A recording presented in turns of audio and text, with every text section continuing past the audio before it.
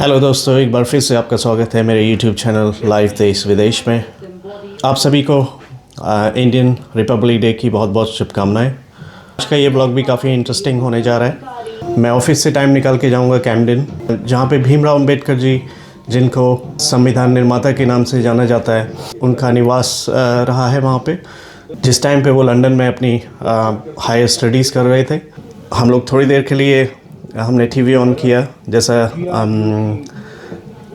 Republic day parade TV पे चल रहा है। और थैंक यू फॉर यूट्यूब, जो इस तरह से डायरेक्ट टेलीकास्ट हमें देखने को यहाँ पे मिल रहा है। और इससे बिल्कुल यादें ताज़ा हो जाती हैं अपनी स्कूल टाइम की, जब हम लोग इंडिया में रहते थे, किस तरह से सब लोग मिल के बैठ के रिपब्लिक डे परेड देखा करते थे। और हमारा मतलब एक सपना था कि हम लोग जाके दिल्ली में जाके रिपब्लिक डे परेड देखें। वो अभी तक हम नहीं कर पाए पूरा, तो डेफिनेटली कोशिश करेंगे नेक्स्ट ईयर रिपब्लिक डे पे हम इंडिया में वहाँ पे रह के रिपब्लिक डे परेड देखें। फालवी रेडी हो गई है स्कूल के लिए, और हम लोग मैं स्कूल छोड़ने जाऊँगा फालवी को अभी। Happy Republic Day! ट्रांस भी स्कूल के लिए रेडी हो गया अब। और Good morning everyone. Happy Republic Day. तो दोस्तों, काम के बाद मैं पहुंच गया हूँ कैमडन टाउन। ये कैमडन टाउन स्टेशन है, ट्रेन स्टेशन, ट्यूब स्टेशन। अब मैं जा रहा हूँ उस तरफ जहाँ पे डॉक्टर अंबेडकर रहे थे अपनी स्टडीज़ के दौरान। चलिए चलते हैं, यहाँ से लगभग 15 मिनट की वॉक है। दोस्तों, मैं अपने गंतव्य की तरफ वॉक कर रहा था, तो मुझे कुछ आप देख सकते हैं, बहुत सारे ताले, पैडलॉक्स यहाँ पे लटके हुए हैं, और इसके नीचे एक कैनाल भी बह रही है। तो मैंने अभी इसके बारे में पूछा यहाँ पे कोई लोकल पर्सन से, तो वो बोले कि लोग अपनी मेमोरीज़ के लिए, या फिर कोई विश कोई उनकी पूरी होती है, या फिर उनकी कोई विश होती है, तो उसके लिए ये ताले यहाँ पे लटका के चले जाते हैं। That's quite interesting. तो कुछ ऐसा ही इंडिया में भी कई जगह होता है ना, कई जगह चुनरी लोग बांध देते हैं।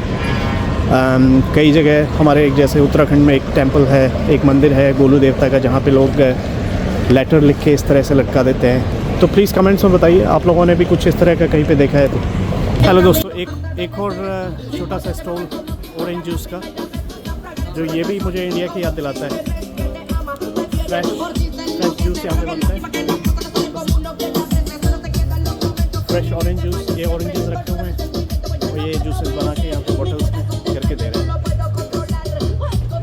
मुझे और अच्छा लगता अगर ये प्लास्टिक की बॉटल्स की जगह अगर कुल्हड़ होता, या फिर कोई बैम्बू बॉटल होती, या ग्लास बॉटल होती, तो मुझे but still it's fresh and healthy.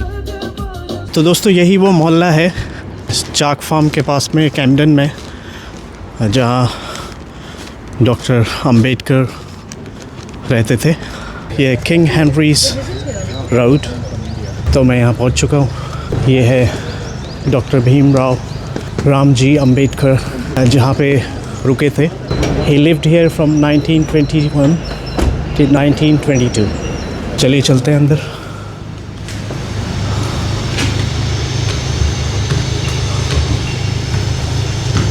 मैं विजिटर बुक साइन कर देता हूँ। लॉर्ड बुद्धा, ये डॉक्टर अंबेडकर साहब का चित्र लगा हुआ है, वेरी नाइस। इनके कुछ फ़ोटोग्राफ्स हैं।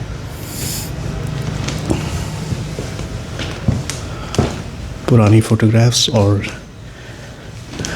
ये लिविंग रूम है। ये बड़ौदा स्टेट का एक लेटर है, जो कोलंबिया यूनिवर्सिटी में उनकी स्टडीज़ को स्पॉन्सर किया था 5 अप्रैल 1913 में। और काफ़ी बड़ी एक प्रतिमा भी उनकी लगी हुई है।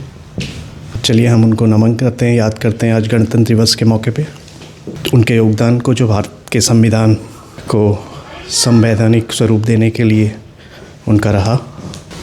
यहाँ पे बुक्स अभी भी ऐसे रखी हुई है। मूक नायक,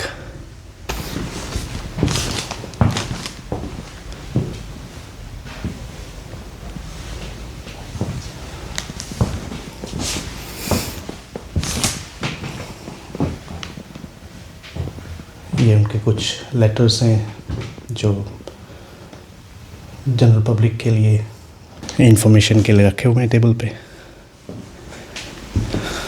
ये एक डाइनिंग टेबल है और पीछे देखिए एक गार्डन भी है जहाँ पे वो अपना टाइम बिताया करते थे। और उनका एक छोटी सी उनकी एक प्रतिमा भी नीचे बनी हुई है। और इसके ठीक पीछे चाक फार्म रेलवे स्टेशन है। और ऊपर चलते हैं।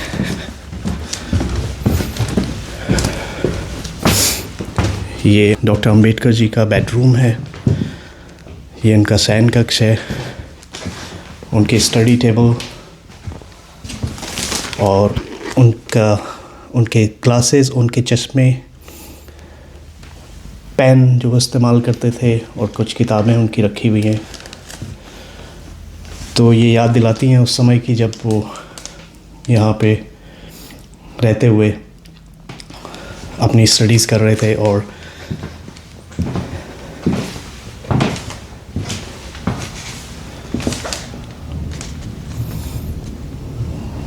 ये कुछ उनके इस्तेमाल की हुई चीज़ें यहाँ पे रखी हुई हैं। काफ़ी अच्छा लगा यहाँ पे आके और इट्स वेरी नाइस।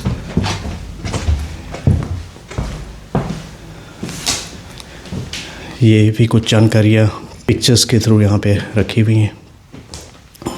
और उनका एक हाथ से बना हुआ एक चित्र भी यहाँ पे लगा हुआ है, काफ़ी अच्छा। और ये खिड़की से उनके मोहल्ले का भी यहाँ पे आप दृश्य देख सकते हैं। चलिए हम विदा लेते हैं, फिर कभी दोबारा फैमिली के साथ यहाँ पे आएंगे। तो दोस्तों मैं आ गया हूँ अभी कैम्पटन टाउन के अंदर, जहाँ पे आप देख सकते हैं स्ट्रीट फूड है हर जगह। और यहाँ पे आने के बाद बिल्कुल ऐसा लगा जैसे इंडिया में होता है ना, लोग आवाज़ दे के बुलाते हैं कस्टमर्स को, आ जाओ आ जाओ आ जाओ, ये हमारे पास सस्ता है, ये है वो है ना। तो इस तरह से लोग यहाँ पे बुला के आपको बुला रहे थे खाने के लिए। तो फूड प्लेट बाहर भी लगी हुई है, तो यू कैन चूज़ फ्रॉम। तो ये ज़्यादातर चाइनीज़ फूड यहाँ पे लग रहा है, जो थोड़ा सा मैं अवॉइड करता हूँ। मैं देख रहा हूँ अगर कहीं पे मोमोज़ मिल जाए, कि मैक्सिकन है और भी तरह तरह का, Turkish, Mexican, fish and chips. देखिए ये भी चाइनीज़ फूड के लिए आपको बुला रहे हैं। तो यहाँ पे मिल रहा है, देखिए समोसा है, चाट है, ये सारा ऊपर रखा हुआ है, रोल्स, राइस।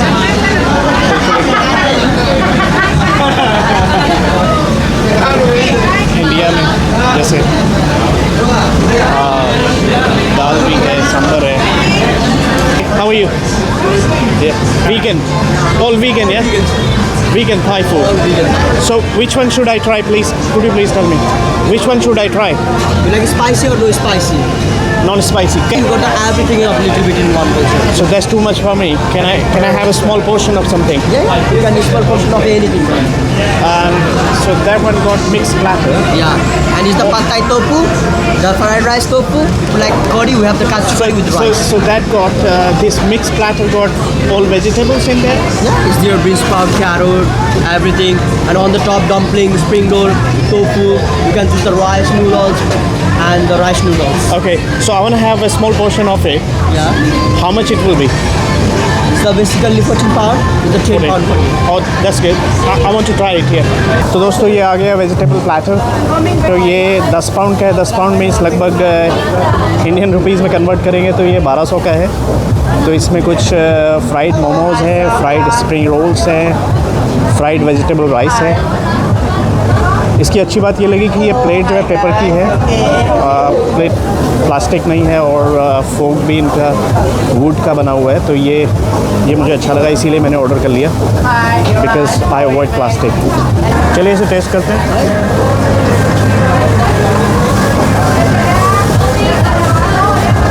यार इट्स ऑलराइट, क्रिस्पी है, अच्छा है। मैंने नॉन स्पाइसी बनवाया है, तो देयर इज़ नो स्पाइस। दोस्तों हमें खड़े खड़े खाना कभी नहीं खाना चाहिए।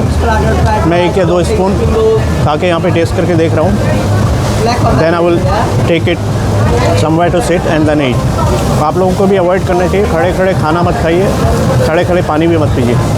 That's not good for your health. इससे आपका ब्रेन कंफ्यूज हो जाता है, उसे पता नहीं कि आप चल रहे हो, खड़े हो रहे हो, कोई काम कर रहे हो या खा रहे हो। So don't confuse your body and mind. तो दोस्तों अब मैं वापस जा रहा हूँ घर की तरफ कैम्पडेन टाउन से। चलिए फिर मिलते हैं आपको। फालवी को पिक कर लिया स्कूल से। Hello, आप लोग कैसे हो? I have come back from school and we are waiting for my brother. त्रियांश का वेट कर रही है, त्रियांश भी यहीं पे आएगा, फिर हम लोग साथ में घर जाएंगे। तो दोस्तों अभी सब लोग घर आ गए हैं। अभी लोग बैठ के ऐसे ही गप्पे वप्पे मार रहे थे। चलिए त्रियांश से पूछते हैं, त्रियांश को आज रिपब्लिक डे है ना त्रियांश? तो इंडिया में आज सुबह तो मैंने वो थोड़ी देर के लिए वो भी देखा था, अपनी रिपब्लिक डे की परेड होती है ना, वो देखी थी।